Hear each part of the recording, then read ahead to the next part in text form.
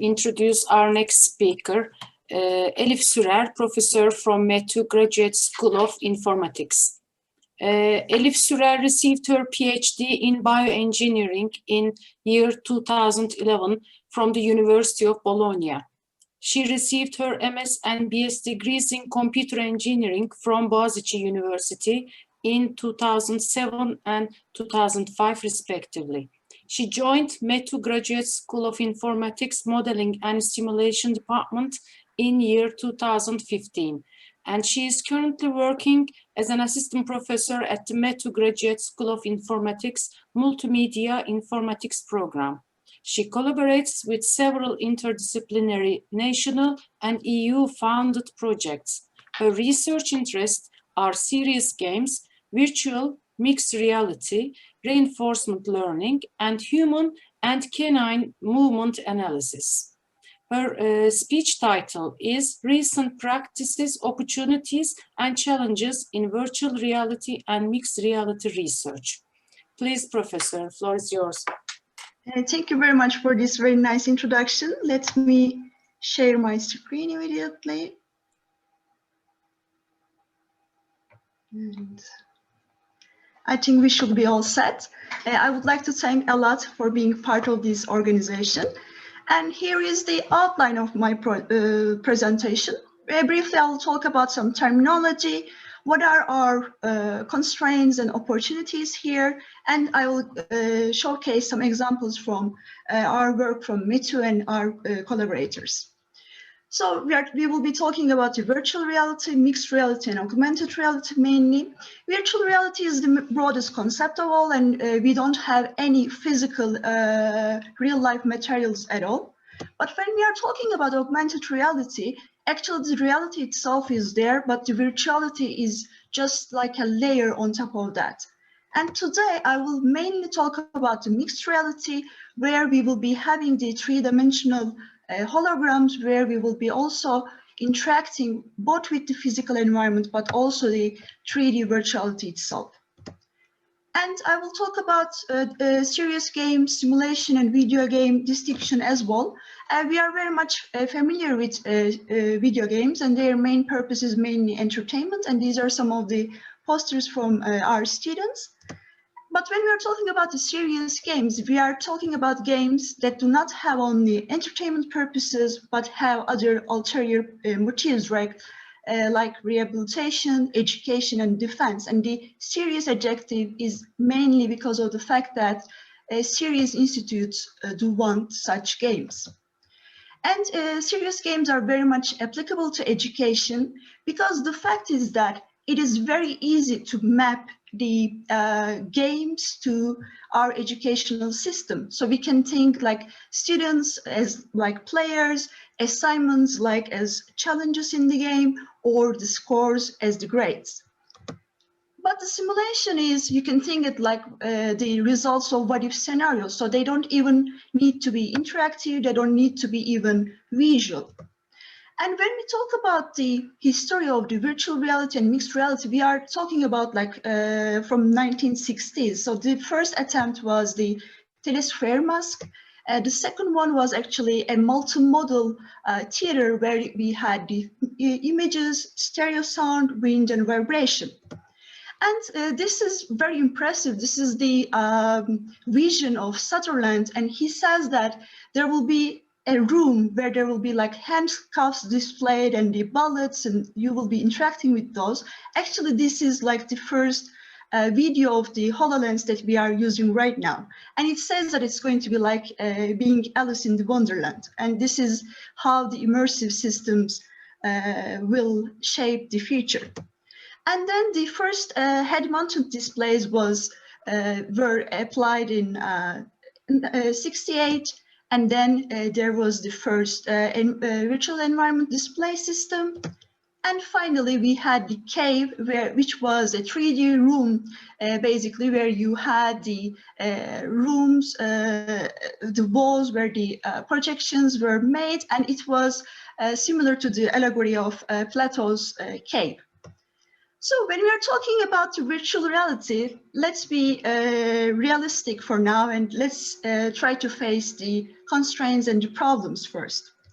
So the thing is that the technology is not quite there yet. We still do have the motion sickness problem. We do have the low resolution content. And it is still, even though it is now possible to do lots of collaborative work, it is still quite isolating. And development in VR is not easy at all. And when we're talking about the constraints on the mixed reality, we mainly have the problem that the person who has the mixed reality headset is doing the job, and the other people who are observing that education, they become like idle. And this is one of the problems. But of course, there are lots of opportunities, and I will show you some use cases from real life scenarios. And of course, the money, safety, repetition of the training that people are getting, still it is much more immersive than watching a video or just reading a book. And with the mixed reality, it is even way more integrative when you think about the physical world around. So there are lots of opportunities. Now I will briefly start what we had done with several departments in terms of training and also design education. First of all, I will start with our project with METU Department of Architecture. It was supported by METU, and the project name is HOLARC. First of all, we started with a mixed reality tool where the architects can design buildings using Revit. And in the real time, they can change the, let's say, the windows, they can add new doors and so on, and they can see the daylighting change at the same time. And we have also done the virtual reality version of that, so that it was like a bidirectional system where you can make changes on Revit side, but you can also change things by using the gestures of the mixed reality or using virtual reality. And then we have done a project on mixed reality for the basic design education at METU. Basic design is very important. It is the first class of the architecture students at METU. And the thing is that they are mainly using the paper design and they need to redo several things. That's why we have developed this mixed reality software for them to test beforehand. For now, you do see it like with a black background, but actually it is because of the fact that it is mixed reality. Actually, you do have the real physical world, and this is a work under review. And then we had done the basic design education, this time for the interior design department at Bilkent University. And this time we had used some already developed tools. And there again, we made comparisons in terms of how the VR-based group is doing, how the paper-based group is doing. And then I will talk about our H2020 project, eNotice. It is actually a networking project, a European network of CBRN training centers. And the idea is that we do have lots of operational transactional networks and 16 joint activities where we do see lots of physical trainings. So for example, this is from a training from France. This is a hospital scenario when the hospital is attacked by some terrorist groups, and these people are playing who is going to do what. And this is another example training from Brussels. And this is the decontamination phase of the biogarden scenario, how the chemical attacks should be prevented. So, and as you can see, there are lots of interactions from different groups and different institutes while doing all those scenarios. So we as METU said that after visiting all those training facilities and so on, we said that why don't we develop a scenario-based game generator, because all these scenarios are quite rule-based and it is easy to develop them. That's why we had developed this Unity-based animation controller. And what we do is that, as you see on the top row, we are basically building the first interactions automatically using the state machine diagrams. And then we are automatically replacing those with real assets by using the labels of those assets. And then last year, just before this pandemic, it was like 28th of February that week, we have organized a joint activity at METU and also in Eskişehir. As you see on the top image, there is this mine, and we went there. It is an overground mine, and we modeled it both in virtual reality and also for the mixed reality. And all the practitioners tested all those mine games and also the biogarden and hospital games that we had developed and published in 2020. And this is our final work. Actually, this has started in pandemics with METU Civil Engineering with Nejan Hoca. Actually, we have never met face-to-face, and we have conducted this study online. And we have finished this game for the soil mechanics course. And in 2 weeks' time, after the semester starts, the students are going to play it. So I will not give too many spoilers, but it's mainly where you need to learn the sequence of the actions to take, and you need to repeat it after you fix the solutions and so on. That's it from me today. Thank you very much for listening. I will try to stop sharing my screen, and if you need the publications or need the research, I can share them with you. Thank you. Thank you, Professor Sürer. We will get your questions at the end of the webinar. Thank you. Thank you. Okay, let's proceed with the next speaker, Professor Bernhard Hirt. He's a director from the University of Tübingen. He's a director of Institute of Clinical Anatomy and Cell Analysis. He is a professor at Tübingen.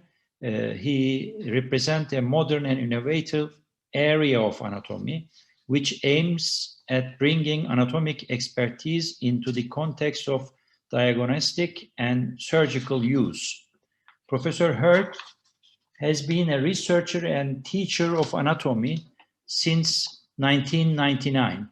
Additionally, he has more than 10 years of work experience as an ENT surgeon, also as consultant at the University Hospital of Tübingen. In accordance with his qualification, his main interest is the translational research in the fields of experimental microscopy and cellular biology. So his title of his talk today, Digital and Interactive Enhancement of a Traditional Teaching Method in his field. I suppose, please, Bernhard Hirt, Professor.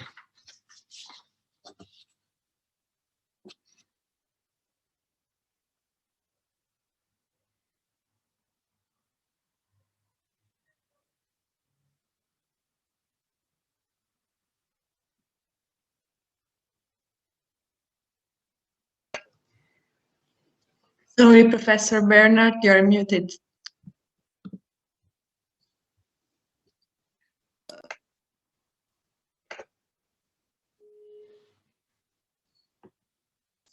You're still muted, sorry. I don't know what happens. Thank you. Does it work now? Yes. Perfectly. Yes, okay. Yes, thank you. So thank you very much for this kind introduction. So I would like to speak about a quite unusual topic when you deal with digitalization.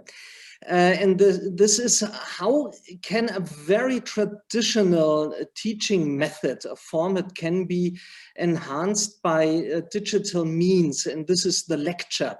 The lecture is a very old situation which took place more than 2,000 years ago for the first time when the old Greek people stood underneath the olive trees, and then for the next 2,000 years it almost was the same. There was a person staying in front of the audience, and he was more knowledgeable than the students, and it's a one-way direction of the transmission of knowledge. However, this situation is something which we are used to in our universities. And of course, in pandemic situations, we also have to think about how we can use digitalization to enhance the very traditional teaching methods. And this is what I would like to present, and this is the topic of my talk. We started in 2008 to go for digitalization in the field of lectures. We also did some MOOCs, so the massive open online courses, short episodes of movies, which were brought to some platforms, commercial platforms. And actually, we had a funding to do the first MOOC within Germany. However, it was in 2013. And at that time, we had 7,000 participants for our lectures. However, only 0.1% of participants succeeded in going through the whole lecture situation. So this was definitely not very effective if you deal with a complex content. So what we then did was the following. We invited surgeons from every field, medical field, to come to the Institute of Anatomy. We had an ideal model, which is the donor, so human bodies we use for surgical approaches. And we just used a very modern environment with different type of camera settings and media, and by doing that, we had the possibility to show an interaction between different disciplines, and we were able to reach a huge amount of students. And well, hopefully it will work. So this is how it looks like.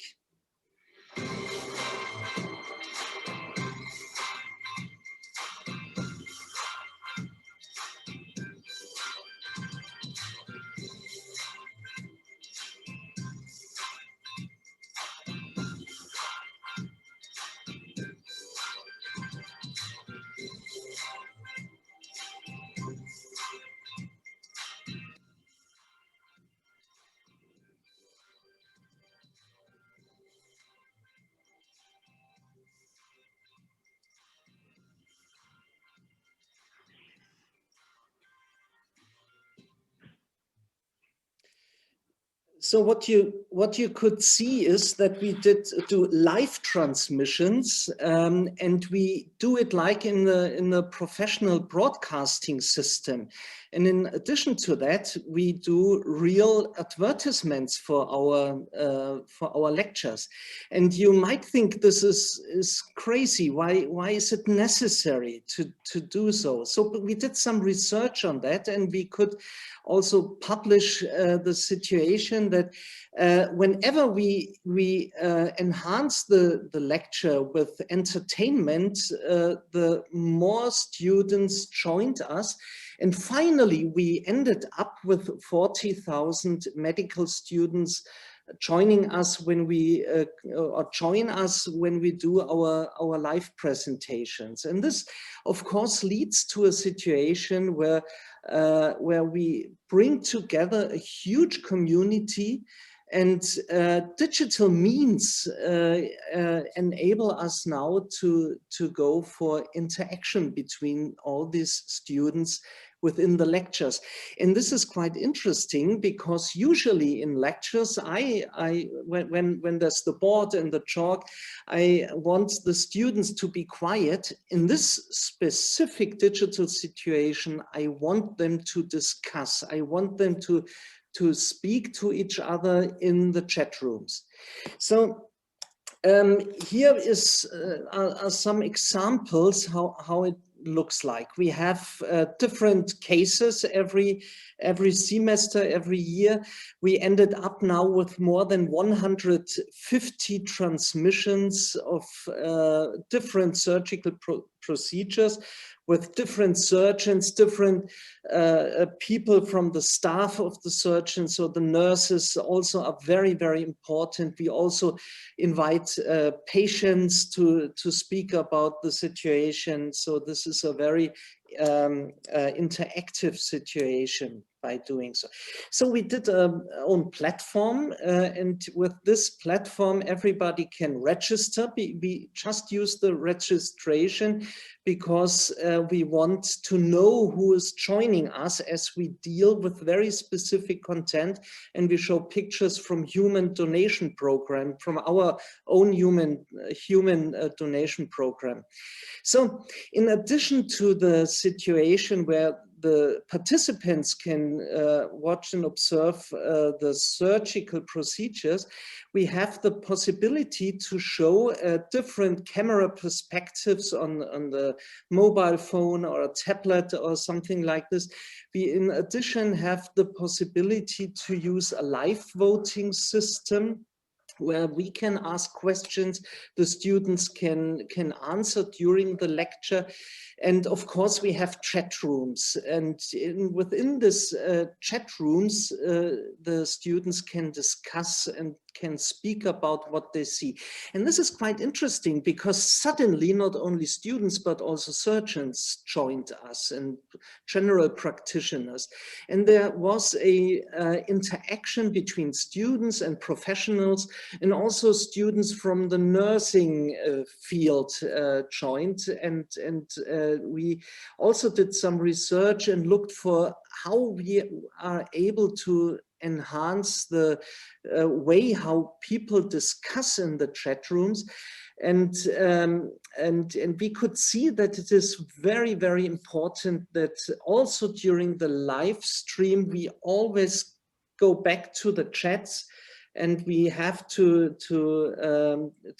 show the chat discussions and answer the questions from the chat. So we can influence the way students discuss during this lectures. So now I would like to just show some pictures how it looks like. So we have our dissection hall with the surgeons and nurses and the camera settings. Medical students go for the regie, so they are the directors. We have some media experts, but a lot of students. We also implemented a green screen studio where we can discuss with other surgeons or with patients and students. And of course, we do have some interactive features, as I told you. So with by Skype, we can just connect to different countries and other students. So these are students from Australia, from University of Queensland. This is how it looks like when we ask questions during our lectures. So we can ask the questions, the students can answer. This is how it looks like when we do the chat situation. So we can ask questions, they can ask us, we can give the answers. And so this is a quite interactive situation in the lecture. In our second stream screen, we always can show additional or give additional information. So different camera perspectives like this one, as I said, or we can show, I'm sorry for this picture now, we can show some specific features and do some annotations with them. So we also can do some virtual activities, and I definitely did like the last talk. Thank you for the information we got there. So we also tried to play around with virtual reality. and also to bring the situation. But in addition, we had the chance to bring anatomists into the picture in a live feature, and we can discuss during surgery what's going on. So this is something which our medical students just like a lot. And of course, it is a good way to go for internationalization. And this is something I'm very, very happy that we are able to work together with Luciano Sasso from your president. And he's also responsible for the Civis Universities Alliance. And by doing that, we had the chance to cooperate during these sessions. And of course, here it is quite interesting for us to translate everything simultaneously. These are medical students going for the translations in the English language. So we show anatomy, discuss about anatomy, and the students just behave like in the well, they do their own moderation. And by doing that, we also can connect to other universities, like here with Brown University and students from Brown University. So this is how we started and tried to enhance this very old-fashioned way of teaching the lecture. Thank you very much. Thank you, Bernhard Hirt, for your interesting speech. Now, today's last speaker, he is Professor Paolo Carafa from Classical Archaeology, Sapienza University of Rome. His main scientific interests have been devoted to Roman topography, Etruria during Etruscan and Roman times, Basilicata, Calabria, ancient Siberitide, the suburbium of ancient Rome, and analysis of monumental complexes in various towns of Roman Italy. In year 2005, he created and patented Archaeological Information System. Since then, he has coordinated research project dedicated to Roman urban architecture and landscape of ancient Latium. His work, he has been coordinating scientific research teams since 1986 with the aim of reconstructing the topography and landscape of ancient towns and their territories. He also has interested in artistic production of the Hellenistic era, Latin epigraphy, archaic architecture in mid-Trinian Italy, the Romanization of Campania, archaeological computing, geographical information systems, landscape archaeology, field survey, methods and theory. The title of the talk is Growing Virtually Together, Archaeology in Sapienza during the COVID-19 Pandemia. Please, Professor. Thank you very much. Good afternoon, everybody. And before we start, please let me thank the organizer of this webinar for inviting me, especially because now I realize I'm the only one non-scientist in this company, in this floor. So thank you very much. I'm really happy for being here.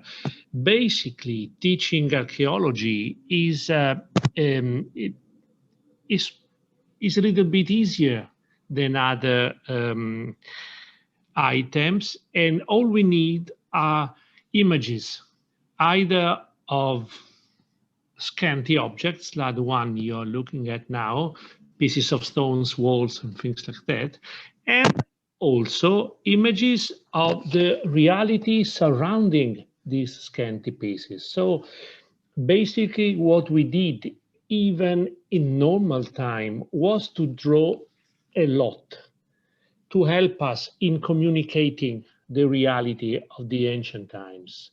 And before the pandemic, yeah, we assessed as much as we could the knowledge about the ancient Rome, any monument, even the most famous, such as this one here, you can tell, of course, the Pantheon, have hidden faces, detail to be explained, which can always be represented in a graphical form. And the different images represent the frame of a narrative of the changing spaces, of the changing monuments, on the changing landscape. Therefore, we use these images in telling the history of landscape of cities, such as Rome. In this case, we draw single parts of the city. This is the Palatine Hill in a certain phase, another phase of the Palatine Hill, any monument in that area. This is the first imperial palace in Rome, for example, with detail, objects, and so forth.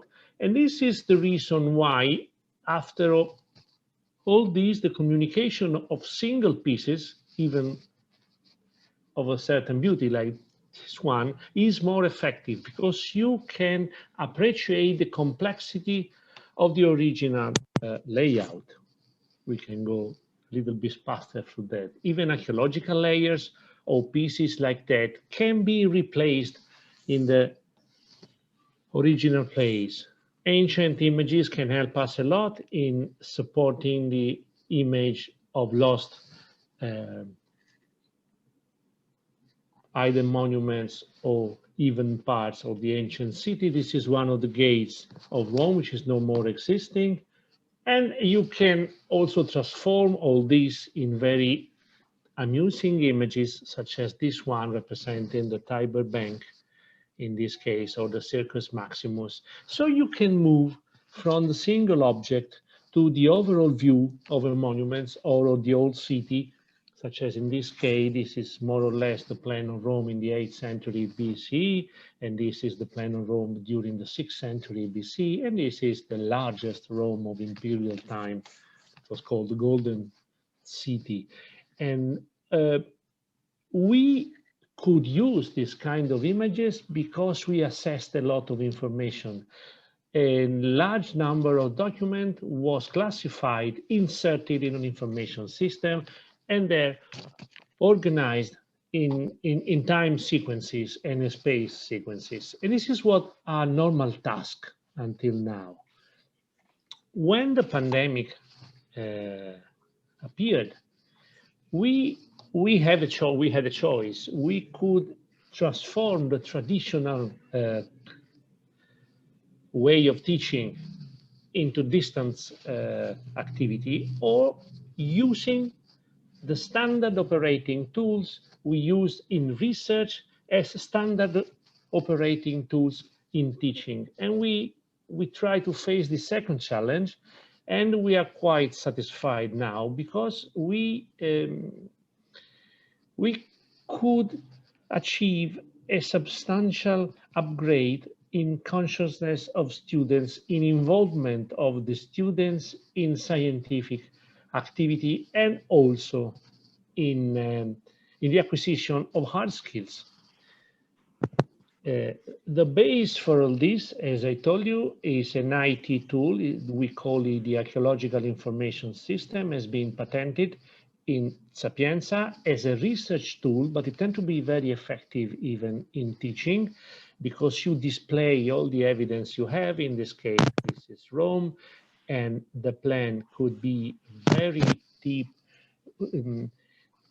With this plan, it's possible to go very deeply inside the evidence you have. You see in light blue here, this is one slab of the forum floor, which is one piece of information. It would be impossible even going there to see this kind of image. And the list resources are inserted in such a system with ancient images as well. You can see the Colosseum, historical charts. You can move back and through all the evidence you need to recreate the sequences of happenings and monuments of the ancient city. And you can see here, for example, the archaeological features in yellow color plotted over an 18th century plan. And I'm going to show you now a few cases of how we had been working in classes during the last year. This is a stretch of a traditional archaeological map in Rome, which had been drawn during the 19th century, where a temple has been supposed to have stood in place. If you plot on this the real evidence you have, such as the contour lines, other walls and things like that, you have inscriptions. Here also geophysics analysis. You can tell that there's a problem in imaging a temple. Here you see is standing over a narrow valley, for example, and it's impossible to have a temple here, at least shaped like this one, according to this structure here. So you can discuss different hypotheses in a very dynamic way, either via Skype or Meet or Zoom or any possible kind of a connection. Therefore, we went on managing evidence and reassessing the same evidence in classes. This is a second case study. In the right, you have the same area in an aerial view. This is the classification that the students carried on of the evidence they had in terms of archaeological evidence, plans in iconography, and once again, analysis in physics. All these fragments were part of a monumental complex such as this one. So it is quite easy in this way to suggest any student, even in foreign languages, of course, the difference in between the evidence they have, the hypothesis they can figure out, and the historical sequences hidden in such monuments, for example. Here is a second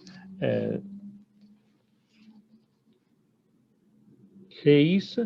This is usually the plans we start from is a sort of a raw material. This is a monument represented in this way, you see. We have a lot of information in pictures, of course, and once again, we have historical maps, such as managing all this through the information systems. We could have a new historical sequence, such as small buildings evolved into a larger one with this round area here, then substituted by this one, and in the end enlarged in such a way. So you can tell the difference you have from the starting point and the possible image you have at last.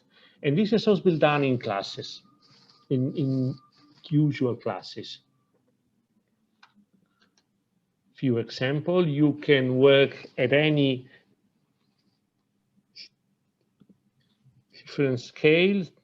This is another small city south of Rome. You can plot all the information you have around this city and then look inside and have temples with the reconstruction of a decoration, such as here in this case, or in this here south of Rome again, and you plot all the information you have in the information system.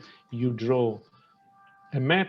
This is the urban area. This is what is hidden underneath a modern city. This is what you would see in that area now. This is quite intriguing for the students to tell a difference in between what they see and what they cannot see anymore.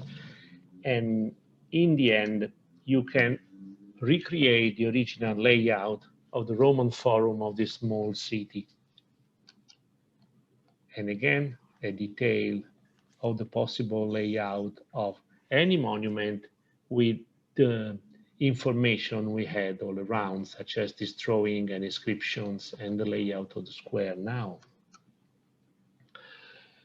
Last example, this was an urban area, now it looks like an open countryside, and this was the area of the ancient city, and all you see is an open area field with ruins and a bushy place here, and this is what it really looked like, and what the students have been able to reassess once they classified with us all the information they had. A square, once again, with the theater, the city walls, and so forth, and possible integration. So basically, what we did has been going on merging what the ordinary lab activities in classes. I'm not saying it is useful to leave a traditional way of teaching archaeology, but in a remote way, it has been really effective to keep the attention of students, involving them in a scientific, I would say, track, in reconstructing the history lying underneath any places that could have been documented in an appropriate way. And this is what we have, an increase in cooperation among students and our team, an increase, as I said, in acquiring skills, because normal classes has been, as a matter of fact, into labs. And we move ahead again, hoping to be all together once again in the lab after the pandemic here will be over. But the crucial point for us has been a higher exposure to the students and to the research activities. This has been the main difference we had if we think of a traditional way of teaching, because we had a goal, creating images, we had tools, the archaeological information system. All we had is to relate the classes to this part of the activities. As field activity, in open air, we had no particular problem. By the way, we have been locked out in May and locked in once again in November. Therefore, the usual field season had been saved. Therefore, we had a chance last year of involving the students also in open air activities. And we don't know actually what is going to happen. We will start the classes next Monday. We will start again managing the archaeological information system, and this is all more or less. Thank you very much. Thank you, Professor. And so, Professor Zeyrek, if you allow me, I would like to open the discussion if there are any questions.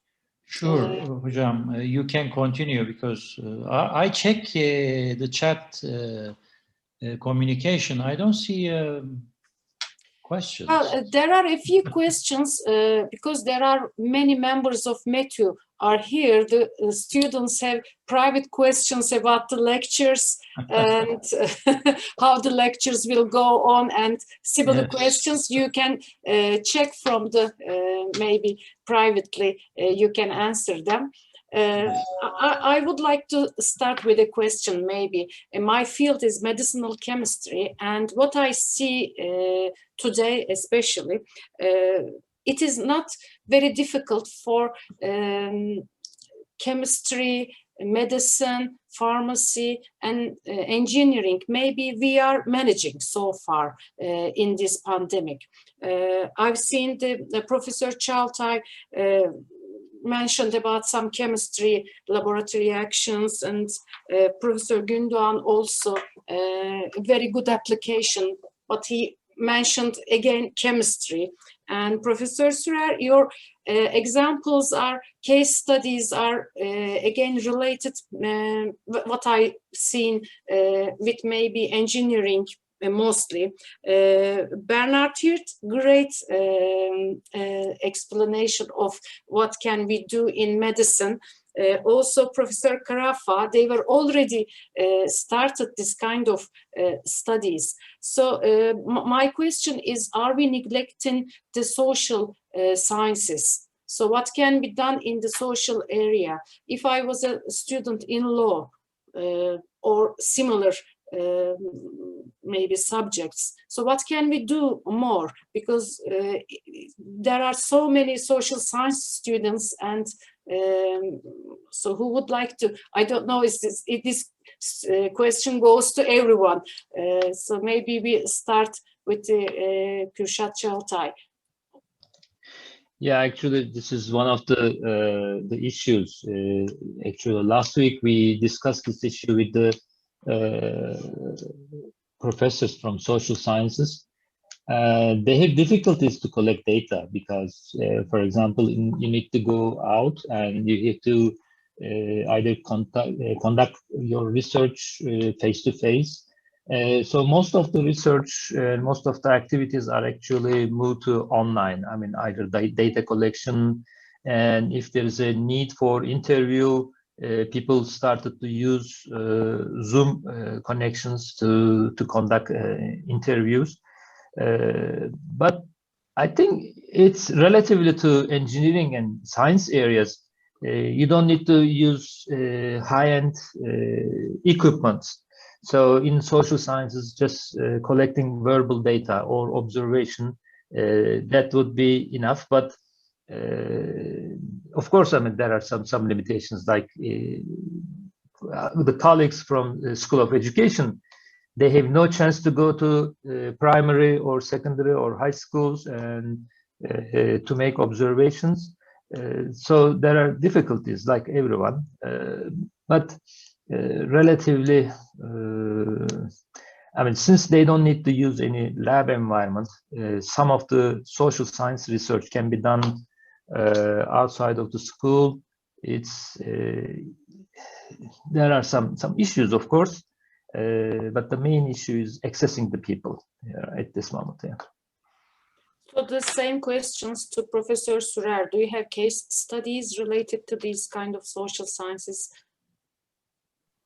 Actually, I had given an example from the education to the game aspect, and I do think that most of the material, also the social sciences, can be converted to games. Maybe they will not be like very much in 3D with action and so on, but since we do have the course structure where you can give challenges, assignments, grades, and so on, you can use that the same mechanism in games as well. So, and so far we have worked with the Department of Settlement Archaeology, and we are going to release an open source data acquisition tool, but it has still some time. So I do think that I agree with Professor Çağatay that there are lots of difficulties there, but I do think that in terms of the assignments and also checking the quizzes and so on, games do have still potential, I think. Thank you. Thank you. Professor Gündoğan, thank you for your presentation. It is very important for the Turkish universities. So what we watched was again related with chemistry. So do you going to enlarge these application, or did we see only one part? We can enlarge. Now, you know, our virtual laboratory has a central structure. All universities can use it, and all universities can, the other laboratories, spatial laboratories, especially in medicine or in engineering sciences, but we did only basic chemistry, general chemistry and general physics. We choose the courses with the highest number of the students. Now, we need only server capacity. This is a software. All universities can use these laboratories. Thank you. Thank you so much. Is there other questions from the speakers? Because I can continue. I've got a few more questions. Yeah, please, Bernhard. Unmute yourself. Yeah, I do. How important is governance in this process of digitalization? What is your opinion? Is it something that where it is necessary that there is a top-down process, or is the activity of each lecturer by itself more important? It goes to Professor Gündoğan.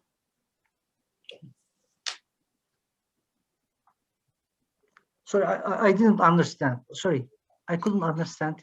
So how important is the governance, the managing point from the deanery, for instance? So how important is it that for universities that there is something like a steering committee, something like ideas how to finance things, some core facilities, the organization of core facilities, or something like this? Or is digitalization also possible just by the activity of single lecturers and educators? You know, digitalization in all areas is difficult, but in this project we planned only some courses but it is I think it is difficult to manage this process centrally. All universities can do it they're all I'm sorry, I couldn't understand, but it is difficult to manage this process centrally. I know, but this is emergency distance education now. After the emergency situation, I think and I hope all universities can succeed that. Mm-hmm.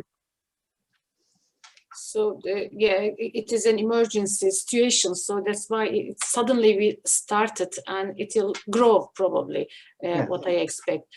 Bernhard, in your presentation, it was very well organized. So did you start it very before COVID-19? This program started probably a few years back. Yeah. So our situation was that it was the institute, for instance, to organize digital teaching methods and to play around with different methods. However, I'm also the Dean for Student Affairs at the University of Tübingen, and there we realized that we have to do more. So the steering of this process, of course, is very, very difficult, and actually the pandemic situation was very problematic at the first beginning. So we also had to learn how to deal with this, with these possibilities. Are you doing any cooperation internationally using this program? Yeah, so I'm very glad that we have the chance to cooperate with the civis universities, and especially with Luciano Sasso, who's responsible for the medical hub there in this alliance. And our next step will be that so this is just one of several projects, but where I'm also part of is that we try to invite all the other universities to join and to use this possibilities. Of course, this is quite difficult because everybody's dealing with pandemic situation and has to see how they manage their own education.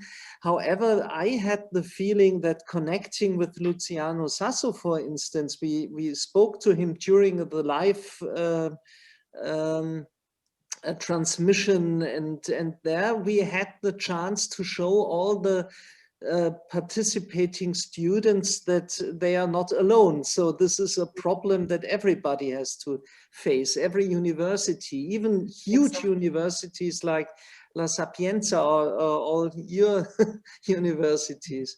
And of course, also your UNICA University Alliance, everybody would be able to join, of course. So this is inter-university situation we have. True, and it is this program is not only for students. Maybe the lecturers also use, because you show some operations, and if you use this program internationally, you share your operations. Maybe this would be a great solution for intern students who are. Well, we have a very difficult situation in Ankara University Medicine Faculty. With the students, especially last year students, intern students, they need these kind of programs to use more, maybe. And thank you. Of course, you are all of you are invited. This is, and I suggest that Luciano can help and give the possibilities to join, and it's free of costs, and of course. Oh, well, thank you. I get the promise now. So we also are working on a library, so we can offer also the old surgical approaches. Okay. Okay, thank you so much. Is there other questions? Any other question to any speaker? Because I have one more. In the chat window, Professor Süzen, chat window, there's a question about exams and cheating on exams. I may contribute on this one with our experiences. Of course, I mean, this depends on the infrastructure, especially the technical infrastructure. For example, in physics classes, in introductory physics classes, there are 2,000 students, and those 2,000 students should take the exam at the same time. Or in our English prep school, there are 4,000 students, and they have to take those English exams in all at the same time. So technically, there are some solutions, and we have been applying those solutions, and we are pretty happy with those solutions, like keeping the cameras open and making the video recordings. And for the ID checking, students show their ID cards. Either they scan it and share with the professors.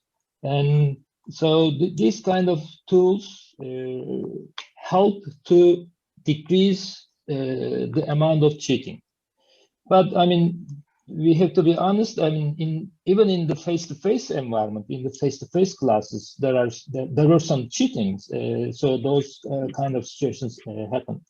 In online environment, I mean, we always encourage professors for alternative assessment methods, because I mean, the exam is not the only solution or is not the only assessment method. So, if possible, professors should use the other alternative assessments, like giving projects, small assignments, etc. And even in our mathematics department, they gave online exam, and after the exam, they picked some group of students and they took them to oral exam. They organized some oral exam sessions. So these kind of interventions, by the help of course, the technology, help to decrease those unethical ways of conducting the exams. But it's, I mean, I say that I assume that if someone finds a way to stop online cheating 100%, if possible, that person may take the Nobel Prize in that year. So that's the problem of everybody. In which field he would win a Nobel Prize? They will find a new field in Nobel Prize. Yeah. Well, Professor Çağatay, there is another question on the chat. Actually, you answered. I have seen you have written the answer, but they want, I think, to hear again about the simulations in FET and other websites. They work with the Flash player, and so they had some problems. Yeah, sorry, I answered just the panelists. Yeah, no, actually, the Colorado University, they eliminated all those old technology simulations. So now compatible HTML5 simulations are available on their website. So they fixed that problem. Now, as far as I know, there is no such problem at this moment. Okay, thank you. And my last question is going to Paolo Carafa. You mentioned and you explained very detailed and very organized teaching program. So I think you started to use before COVID. It is such an organized program. So do you use this program for every lecture in archaeology? Again, we have in Ankara University a very large department, archaeology department, and they are struggling. They have problems, and they try to find this kind of simulations and programs. So have you started beforehand the COVID-19? Yes, thank you for the question. We actually started before COVID-19.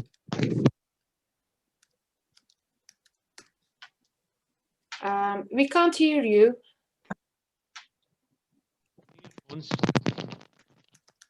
Better now? Okay. Okay. So we started before COVID in classifying information in a more systematic way in order to have the possibility of cross-checking the location and the chronology of small things to recreate wider framework. That's why we patented the information system. But that was essentially a research tool. And the byproduct of all this, that is the plans, the reconstruction, was the teaching material. The difference now is there's a total overlay in between the class and the lab. So we can teach in an easier way how to manage the raw material and transform them into knowledge, and possibly in advanced classes, of course, in historical hypotheses or reconstructions. So this is the difference now. But as Bernhard has already said, we can share all this, of course.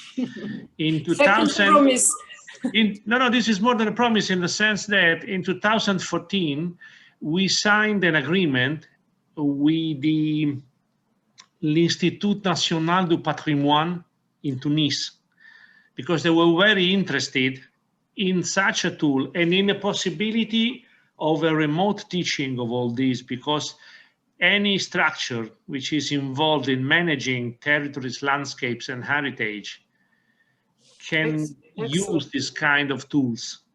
Then the Bardo was attacked and everything has been stopped, unfortunately. True. But we are ready to share all this and in any kind of form or agreement. Oh, yes. Especially now, especially thanks to the pandemia, because it is clear we don't need to move. I know. Oh, it is possible without moving, which is not the same thing. Yeah, exactly. Are you using these kind of tools for your excavation areas for students? Yes. During summer. Yes. Yeah, it's a sort of operating room.